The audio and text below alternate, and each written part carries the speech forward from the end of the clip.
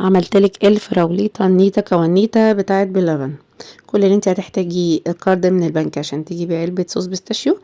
انا جبت العلبة 400 جرام، خدت نصها، ابتديت انزل عليهم بزيت نباتي، زيت ذرة ما يكونش ريحته طالعه، علشان دي حلويات. حلو.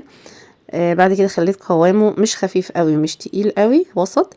وبعدين ضفت عليه الكنافه المتحمره، محمراها في الصينيه، حط عليها سمنه فردها ومدخلها الفرن لحد ما اتحمرت خدت لون ذهبي. بعد كده ضفتها على صوص البيستاشيو من غير اي شربات من غير اي حاجه.